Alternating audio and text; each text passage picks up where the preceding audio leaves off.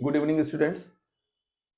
Physics की test series का 13th test हम लोग डिस्कस कर चुके हैं, लेकिन जैसा कि मैंने आपसे कहा था कि कुछ टाइम कम मिल पाने की वजह से 12वां टेस्ट अभी डिस्कस होना बाकी है। तो 12वें का सोल्यूशन हम लोग दो पार्ट में बनाएंगे, 1 to 25 देन 26 to 50। तो 1 से लेकर 25 तक अभी हम फटाफट डिस्कस करते रहे। सारे क्वेश्चन अच्छे हैं, नीट में आने लायक हैं। In a particular system, the unit of length, mass and time are chosen to be 10 centimetre, 10 gram, 0.1 second. ये फंडामेंटल क्वांटिटीज की वैल्यू 10 सेंटीमीटर, 10 ग्राम और 0.1 सेकेंड इस सिस्टम में, एक पर्टिकुलर सिस्टम में ऐसी फंडामेंटल यूनिट्स हैं। तो फोर्स की यूनिट न्यूटन में हमको कन्वर्ट करनी है। तो जब हम यूनिट कन्वर्जन करते हैं तो डायमेंशन की मदद से करते हैं। जैसे फोर्स की डायमेंशन है mL/T-2, तो इसको हम जैसे लिख सकते हैं mL/T⁴2। अब इस सिस्टम में,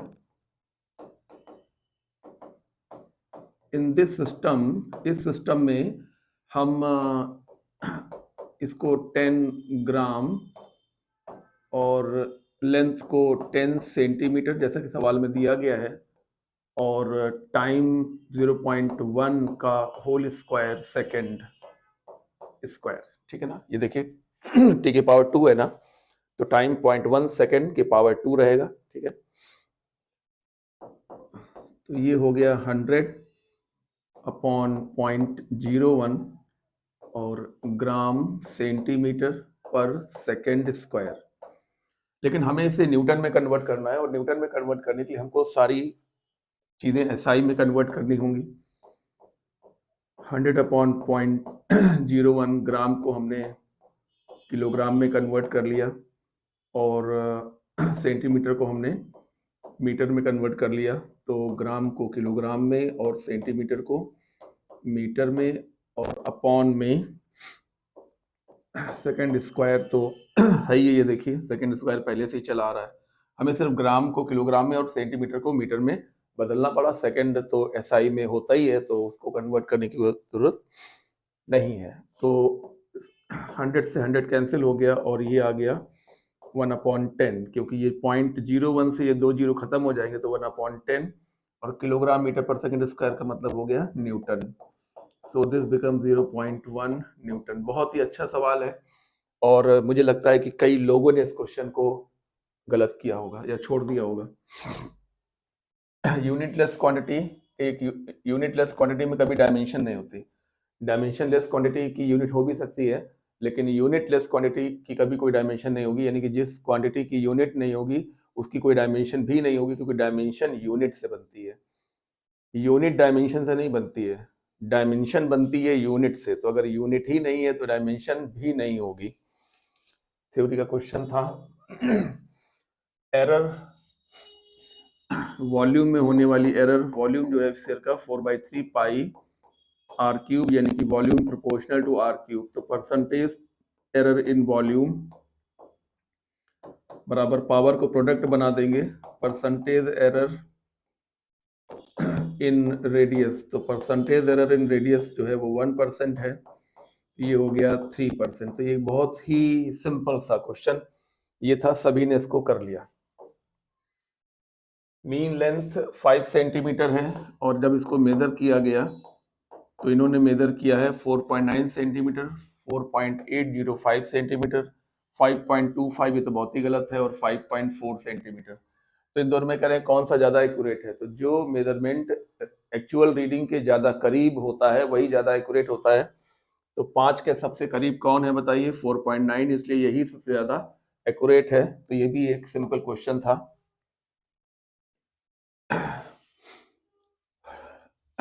मैन बस प्रॉब्लम, ये एक पर्सन है जो कि बस के पीछे खड़ा हुआ है, और बस चलना शुरू कर देती है। बस की इनिशियल वेलोसिटी 0 है, पर एक्सीलरेशन 1 है। इसको देखकर मैन दौड़ना शुरू करता है। इसके पास इनिशियल वेलोसिटी 10 मीटर पर सेकेंड है, पर कोई एक्सीलरेशन नहीं है।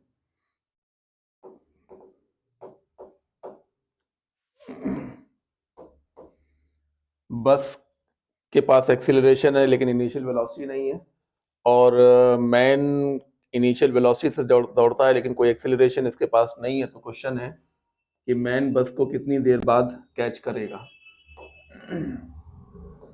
मैन बस को कितनी देर बाद रीच कर लेगा, यानी कि कैच कर लेगा, अप्रोच कर लेगा।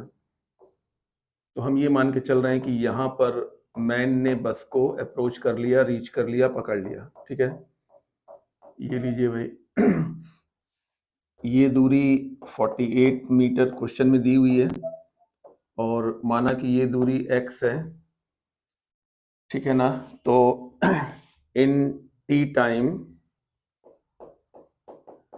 टाइम में मैन कितना चला, मैन कितना दौड़ा, तो मैन की द्वारा चली गई दूरी है 48 plus x is equal to velocity into time u into t, u की वैल्यू 10 है, सो ये दिस बिकम 10t।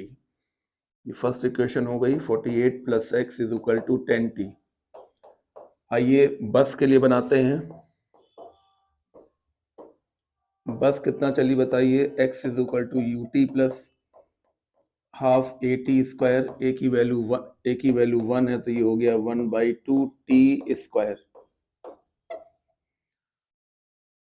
अब अगर हम 1 और 2 को माइनस कर दें, 1 माइनस 2 कर दें तो 48 प्लस एक्स और minus x is equal to 10t minus half t square, half t square. तो x से x ये कैंसिल हो जाएगा, जो हमने माना हुआ है वो हमने कैंसिल करवा दिया। अच्छा ही किया, क्योंकि जो हमने माना है उसे कैंसिल करवा दिया, t हमको निकालना है। 48 is equal to 10t minus half t square, तो इसको इधर लेकर आ जाएं, तो half t square minus 10t plus 48 is equal to 0। तो 2 से गुणा करके इसको थोड़ा आसान बना दिया जाए, t square minus 20t plus 96 is equal to 0। तो 96 के ऐसे फैक्टर जिनका एडिशन 20 हो, तो ये हो जाएगा 12 और 8, 12 8 जा 96 प्लस 96 इज इक्वल टू 0। सो यहाँ से अगर हम t कॉमन ले लें तो t माइनस 12, और यहाँ से 8 कॉमन ले लें तो t minus 12 is equal to 0।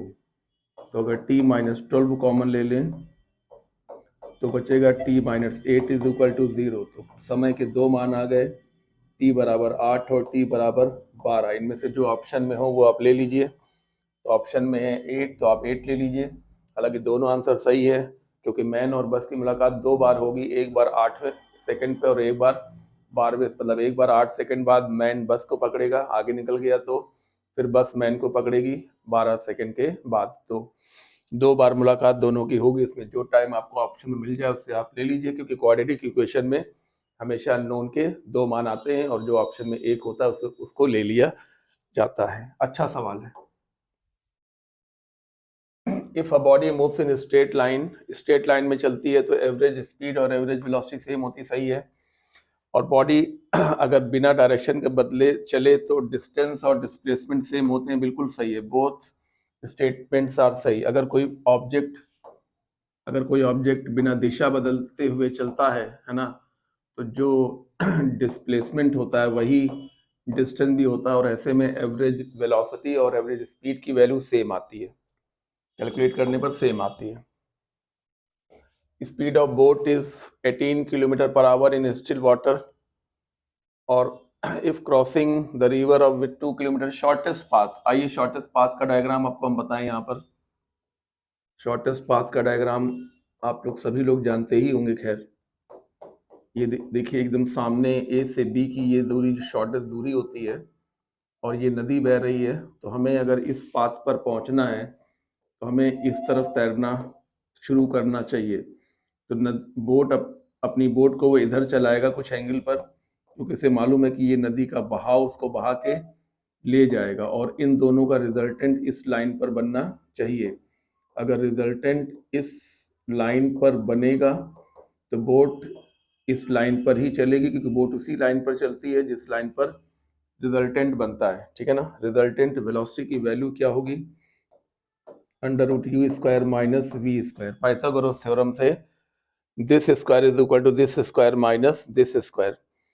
तो अब जो नदी की चौड़ाई है वो है 2 किलोमीटर। तो आइए लिखते हैं टाइम इज इक्वल टू नदी की चौड़ाई upon resultant velocity √u² minus v²। ये 7 मिनट है तो इसको आवर में कन्वर्ट किया, ये 2 किलोमीटर है, और अंडर रूट में u की वैल्यू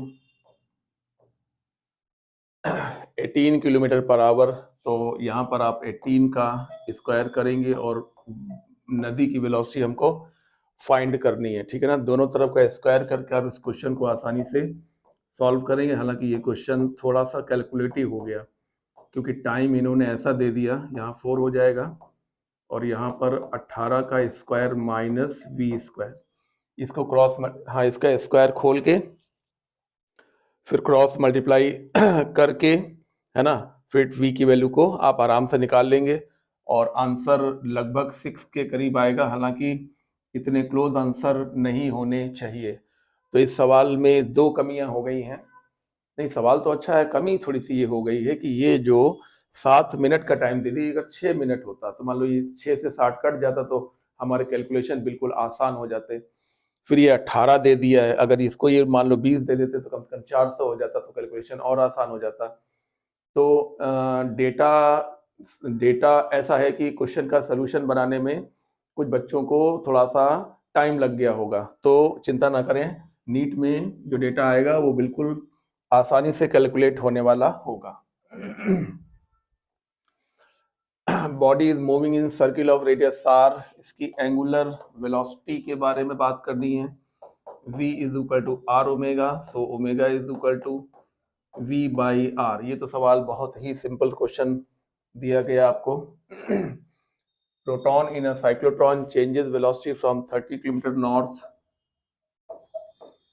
ये देखिए v1 is 30 kilometre per our, और उसके बाद साइक्लोट्रॉन में पार्टिकल सर्कुलर मोशन करता हुआ चलता है तो यहाँ पहुँच जाता है, और यहाँ पहुँचकर उसकी वेलोसिटी 40 किलोमीटर। ये देखिए यहाँ हमने करेक्शन करवा दिया था, ये 40 करवा दिया था हमने, व्हाट्सअप भी किया था आप लोगों को। यहाँ 40 किलोमीटर कर लीजिए और पर किलोमीटर पर सेकेंड, और यहाँ पर 30 किलोमीटर पर सेकेंड। ये करेक्शन हमने करके आपको व्हाट्सअप भी किया था, अगर आप देखिए अपना व्हाट्सअप तो आपको दिखेगा। अब इसको सॉल्व करिए, ठीक है। ये है 40 किलोमीटर पर सेकेंड, और इसी प्रकार से ये भी है 30 किलोमीटर पर सेकेंड, ठीक है भाई। आइए अब हमको ये सारा काम जो हुआ है वो 20 सेकेंड में हुआ, यानी कि 20 सेकेंड में वेलोसिटी v1 से बदलकर v2 हो गई। तो हमको एवरेज एक्सीलरेशन फाइंड करना है। क्या आपको मालूम है कि एवरेज एक्सीलरेशन बराबर होता है change in velocity upon time taken. So v2 minus v1 upon time taken.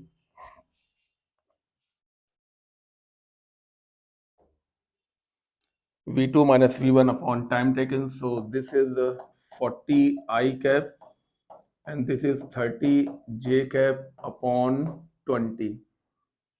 तो ये 1/20 हो गया। चलिए 1/20 हो गया, और यहाँ पर आ गया 40 I cap minus 30 j cap। यहाँ तक समझ में आ रहा है। अब इसका मॉड हमें लिखना है क्योंकि ऑप्शन में IJ के फॉर्म नहीं है बल्कि मैग्नीट्यूड फॉर्म है। तो 1/20 नंबर तो बाहर ही रहेगा, और √40² प्लस 30²। तो 1/20 √1600 और 900, 1600 प्लस 900 हो गया 2500। 1/20 और ये हो गया √2500, तो ये 50/20, 50/20, 5/2, 5/2 यानी कि 2.5 मीटर पर सेकेंड स्क्वायर। समझ में आ गया। तो ये एक अच्छा क्वेश्चन है और सिंपल भी है, कोई ऐसा कठिन क्वेश्चन नहीं है। हो सकता है कुछ बच्चे साइक्लोट्रॉन का नाम देख के थोड़ा सा परेशान हुए होंगे, Two particles A and B are moving in equal speed v in opposite direction और डिस्टेंस उनके बीच की कांस्टेंट है। ऐसा हो ही नहीं सकता। ऐसा तभी हो सकता है जब एक पार्टिकल इधर चले और एक पार्टिकल इधर चले। डायमीटर का अपोजिट है। ये देखिए पूरी दूरी कितनी हो गई बताइए d। अब ये घूम के यहाँ आ गया,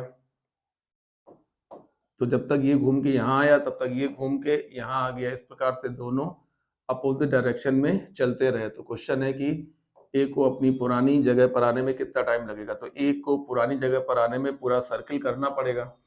तो सर्किल करने के लिए समय बराबर दूरी बटे चाल यानी कि 2 पाई आर अपॉन वेलोसिटी, यानी कि pi into 2r upon velocity. और 2r तो आप जानते हैं डायमीटर के बराबर होता है। ये देखिए डायमीटर d है, डायमीटर में ये r होता है और ये r होता है। तो 2r की जगह पर d लिख देंगे तो पाई d अपॉन v रिजल्ट आ जाएगा। ये लीजिए सवाल अच्छा है, पर हो सकता है कुछ लोगों को समझ ना आया हो इसलिए छूट गया हो। एक मैन बुलेट को फायर करता है, गन से फायरिंग की जाती है, कंजर्वेशन ऑफ मोमेंटम लगेगा। ये बुलेट है और ये गन है और ये दोनों पहले रेस्ट में है। अब क्या होता है कि बुलेट को फायर कर दिया जाता है वेलोसिटी u से, तो गन पीछे की तरफ रिकॉइल करेगी। मालूम है ना, जब बुलेट आगे की तरफ फायर की जाती है तो पीछे की तरफ झटका लगता है और बुलेट पीछे की तरफ, गन पीछे की तरफ रिकॉइल करेगी। गन का मास m मान लीजिए। तो कंजर्वेशन ऑफ मोमेंटम आप लगा सकते हैं, P initial is equal to P final, तो 0 इज इक्वल टू mu आगे की तरफ और माइनस mv पीछे की तरफ। तो mv is equal to mu हो जाएगा। सो आप कह सकते हैं v is equal to small m upon capital mu होगा। तो स्मॉल m 20 ग्राम है, इसको किलोग्राम में कन्वर्ट कर लीजिए चाहे तो, और ये है 2 किलोग्राम और u की वैल्यू है 100 मीटर पर सेकेंड। तो ये हो गया 10 to the power 1 into 10 to the power -3 into 10 to the power 2। तो 10 to the power 3 into 10 to the power -3, ये हो गया 1 किलोमीटर पर आवर। ठीक है ना।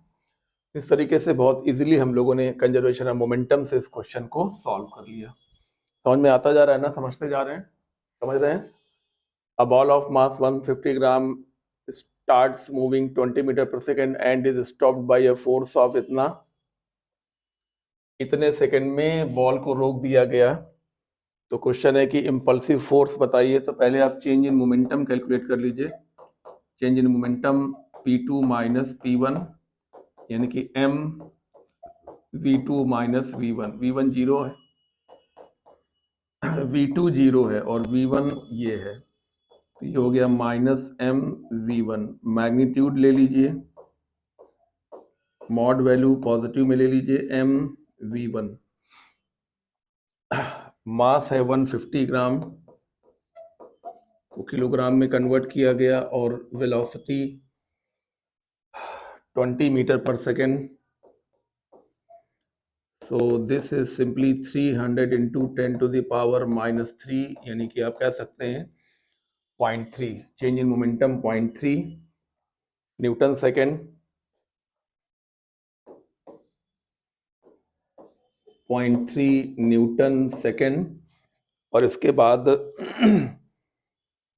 इम्पल्सिव फोर्स जो कि एक प्रकार का एवरेज फोर्स है, that will be delta P upon delta T। So 0.3 upon 0.1, so this is 3 Newton. हो जाएगा आराम से। सोल्यूशन समझ में आ गया, 3 न्यूटन, थर्ड ऑप्शन सही होगा। Sand is being dropped on a conveyor belt. एक कन्वेयर बेल्ट जो होती है वो कांस्टेंट वेलोसिटी से चलानी पड़ती है, क्योंकि अगर वेलोसिटी घटे बढ़ेगी तो सिस्टम डिस्टर्ब हो जाएगा। और इस पर रेत गिर रही है लगातार, और रेत गिरने की वजह से वेलोसिटी कम होने लगती है।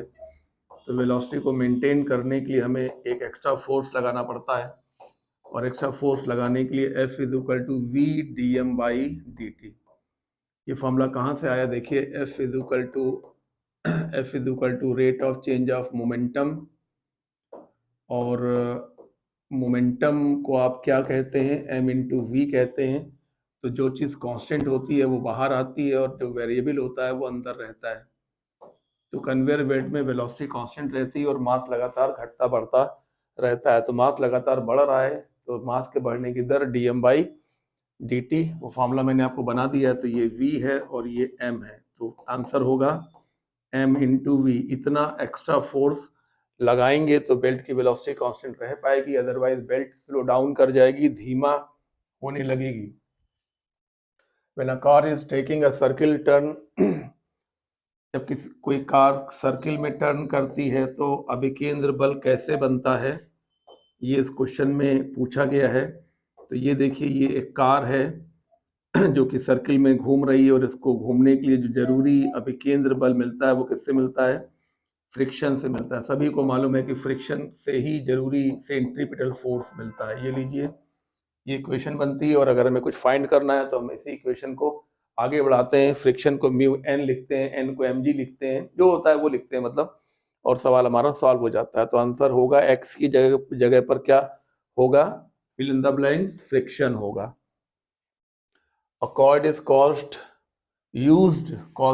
used to lower a block, एक ब्लॉक को नीचे की तरफ लाया जा रहा है एक्सीलरेशन g/4 से। तो कह रहे हैं कि d दूरी तक लाने में कार्ड को कितना काम करना पड़ेगा। कार्ड में एक फोर्स होता है जिसे टेंशन कहते हैं। तो कार्ड के द्वारा किया गया वर्क यानी कि टेंशन के द्वारा किया गया वर्क हमको फाइंड करना है। तो ब्लॉक पर लगने वाले फोर्सेस कौन कौन से हैं?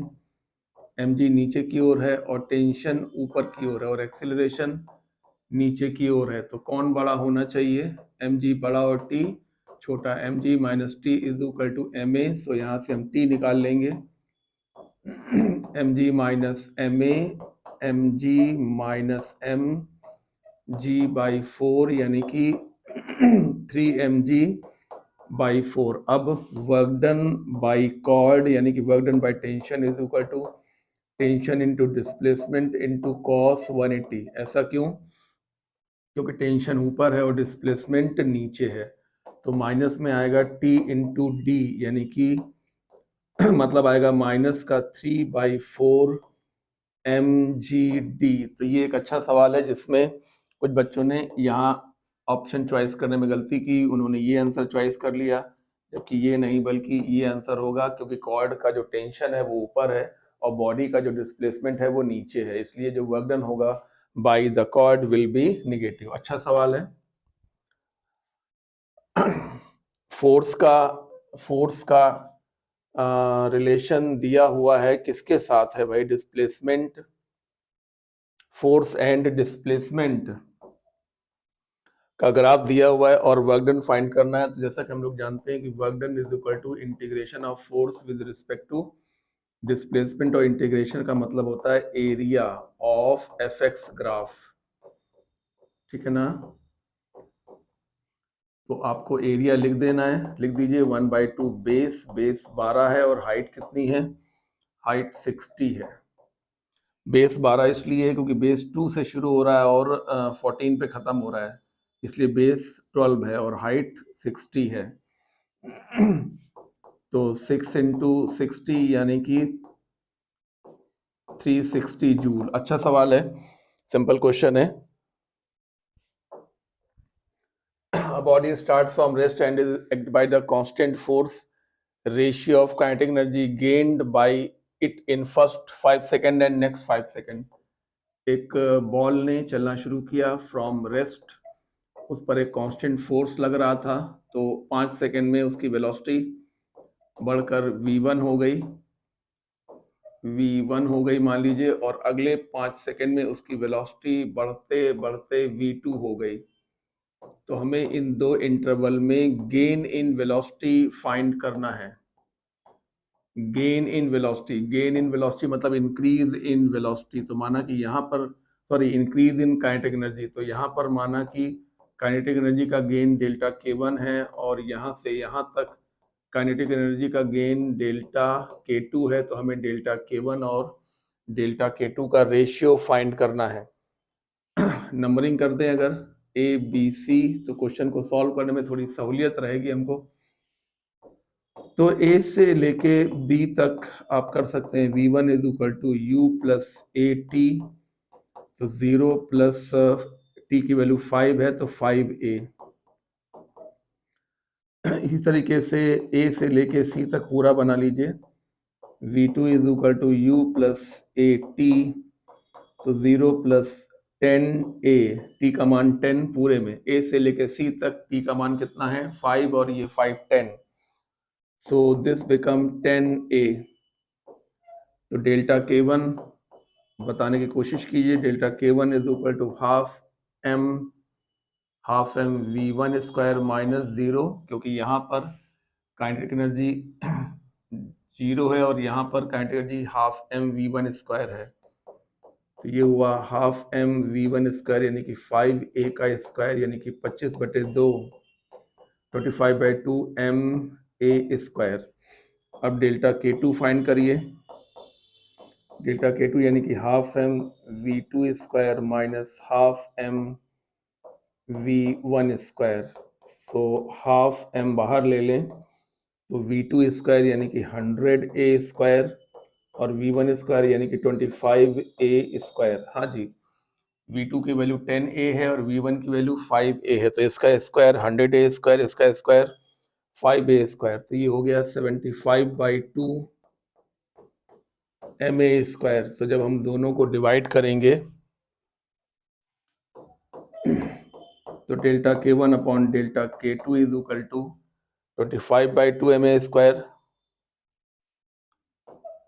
25/2 ma स्क्वायर और 75/2 ma स्क्वायर, तो ये चीज़ें कैंसिल हो जाएंगी, बाई 2 से बाई 2 भी कैंसिल हो जाएगा और 25/75 यानी कि 1/3 1:3 का रेशियो आएगा, फोर्थ ऑप्शन होगा। और ये क्वेश्चन हम अच्छा मान रहे हैं, क्यों मान रहे हैं, क्योंकि यहाँ पर कुछ लोग सोच रहे हैं कि हमें काइनेटिक एनर्जी का रेशियो निकालना है, जबकि एक्चुअली हमको चेंज इन काइनेटिक एनर्जी का रेशियो निकालना है। तो यहाँ से यहाँ तक चेंज डेल्टा k1 है और यहाँ से यहाँ तक का चेंज डेल्टा k2 है, तो हमें डेल्टा k1 और डेल्टा k2 का रेशियो निकालना है, हमें k1 और k2 का रेशियो नहीं निकालना। अब बॉडी फॉल्स, एक बॉडी जो है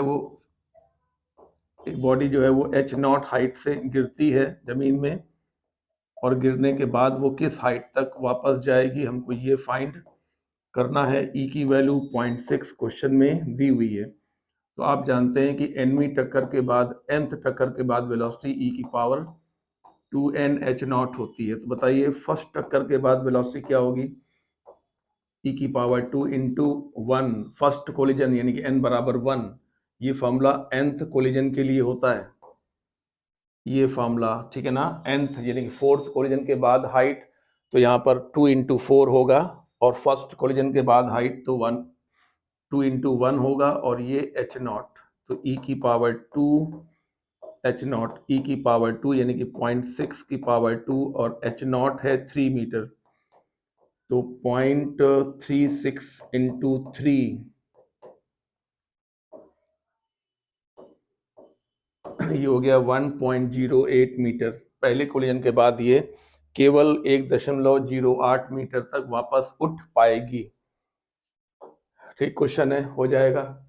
इन इलास्टिक कोलिजन में क्या होता है, जबरदस्त काइनेटिक एनर्जी का लॉस होता है, यानी कि फाइनल काइनेटिक एनर्जी इनिशियल के बराबर नहीं बल्कि उससे कम होती है, ग्रेटर नहीं कम होती है। ये देखिए लेस देन, ये सही है, मे और मे नॉट कोई बात ही नहीं है, हमेशा लॉस होता है परफेक्टली। इन इलास्टिक कोलिजन में सबसे ज्यादा लॉस होता है काइनेटिक एनर्जी का, जिसकी वजह से सिस्टम की फाइनल काइनेटिक एनर्जी इनिशियल से काफी कम हो जाती है।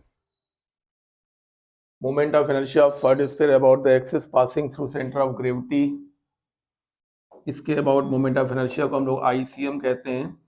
और एक एक्सिस यहाँ से गया हुआ है और ये जो पूरी दूरी है वो एक्चुअली 4r है, 4r है, तो हमें इस एक्सिस के about radius of gyration find करना है। देखिए मैंने क्वेश्चन मार्क लगाया, मतलब ये हमको फाइंड करना है। तो रेडियस ऑफ जायरेशन कैसे निकाला जाता है, तो पहले मोमेंट ऑफ इनर्शिया लिखिए, जिस एक्सिस के अबाउट रेडियस ऑफ जायरेशन निकालना है पहले उसके अबाउट मोमेंट ऑफ इनर्शिया लिखिए। तो वो लिखने के लिए हमें थ्योरम ऑफ पैरेलल एक्सिस की मदद लेनी चाहिए, तो ये हमने मदद ले ली है। 2/5 mr² प्लस m और d की वैल्यू है 4r का square, so this is 2/5 mr² plus 16 mr²।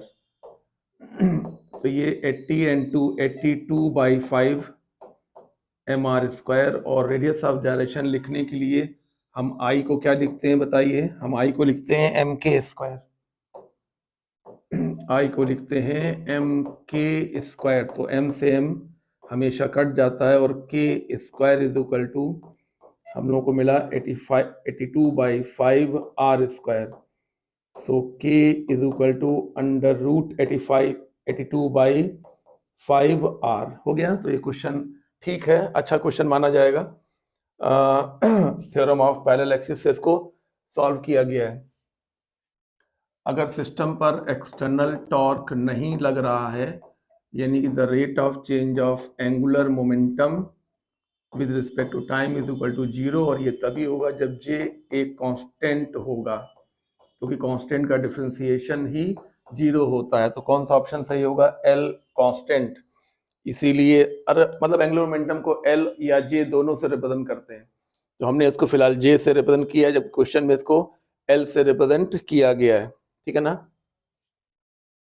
Vector लगा के सवाल करना है तो कर लीजिए, फिर यहाँ भी लगाइए, तो ये 0 तो ये 0, यानी कि ये कांस्टेंट। ठीक है, अच्छा कॉन्सेप्चुअल क्वेश्चन है। Solid sphere is rolling without slipping on a horizontal surface. एक सॉलिड स्फीयर हॉरिजॉन्टल सरफेस पर बिना स्लिप किए रोल कर रहा है और उसके सेंटर ऑफ मास की वेलोसिटी v0 है।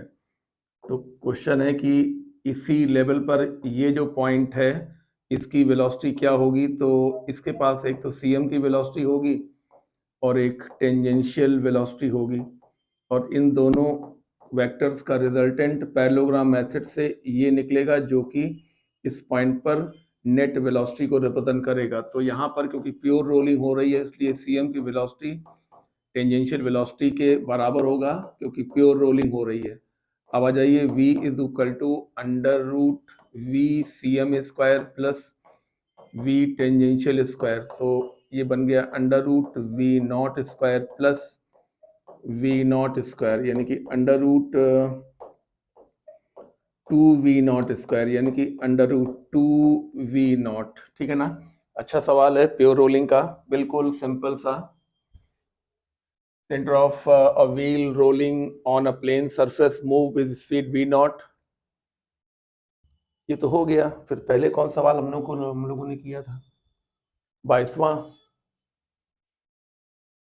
ओके, ये हमारा 23वां सवाल हो गया है। सॉरी भाई, ये 23वां सवाल हमने सॉल्व किया। 22वें सवाल में हमको प्योर रोलिंग में rotational kinetic energy, pure rolling में रोटेशनल काइनेटिक एनर्जी और प्योर रोलिंग में ट्रांसलेशनल काइनेटिक एनर्जी का रेशियो फाइंड करना है। हाफ I⍵² और हाफ mv²। अगर आप फार्मूला भूल गए हैं तो हम डराइव कर रहे हैं। वैसे हमको फार्मूला याद है, रोटेशनल और ट्रांसलेशनल काइनेटिक एनर्जी का रेशियो k²/r² के बराबर होता है, जहाँ पे k रेडियस ऑफ जायरेशन है। फिर भी अगर हम भूल गए मान लीजिए, तो हम ऐसे करेंगे, I को हम लिखेंगे mk², ठीक है ना, और फिर v को हम लिखेंगे r⍵ का स्क्वायर। तो m कैंसिल और ये कैंसिल, तो आंसर आ गया k²/r², और k²/r² का मान कितना होता है? 2/5 होता है। एक्चुअली मोमेंट ऑफ इनर्शिया के फार्मूले में mr² के बगल में जो नंबर लिखा होता है वही k²/r² होता है। mr² के बगल में जो नंबर लिखा होता है वही k²/r² होता है, जहां पर k रेडियस ऑफ जायरेशन और r ऑब्जेक्ट का रेडियस होता है। ठीक है, ये सवाल हमने करा दिया अभी। इसके वेलोसिटी फ्रॉम द प्लैनेट, किसी प्लैनेट की सरफेस से जो इसके वेलोसिटी होती है उसका फॉर्मूला क्या होता है? √2gme/re। अब कह रहे हैं एक दूसरा प्लैनेट है जिसका मास और रेडियस दोनों डबल है, तो उस प्लेनेट पर इसके वेलोसिटी क्या होगी? तो v escape dash is equal to √2 और g और मास कितने गुना है? 8 गुना, और रेडियस कितने गुना है? 2 गुना। तो ये हो गया √ और 4 टाइम्स 2g/me/re, तो 4 का 2 बाहर आ जाएगा, तो 2 times √2g/me/re, so this become 2v escape। इस प्लेनेट के सरफेस पर escape वेलोसिटी मास 8 गुना है देखो, और जो रेडियस है वो डबल है, देखिए 2 आ रही, ठीक है ना। तो इसके वेलोसिटी की वैल्यू सॉल्व करने पर कितनी आ रही है? डबल आ रही है। आइए, अच्छा क्वेश्चन था, सिंपल सा। The gravitational field in a region इतना है, वर्क डन हमको फाइंड करना है, यहां से यहां तक पार्टिकल को डिस्प्लेस कराना है। तो work done by field is equal to gravitational force into displacement. तो ग्रेविटेशन फोर्स क्या होता है? m इंटू ई कौन सा वाला? ग्रेविटेशन वाला, इंटू डी। मास कितना है? मास 10 है, और gravitational intensity 2i cap plus 2j cap, और डिस्प्लेसमेंट क्या होगा? 0 0 से 5,4 यानी कि 5i cap plus 4j cap. ये हमने कैसे लिख दिया? डिस्प्लेसमेंट कैसे लिखा जाता है? Final position minus initial position करके आई कैप, और फिर यहाँ भी final position minus initial position j cap, ठीक है। सो दिस इज 10 और 5 टू 8 और 4 क्या तो 10 है ये।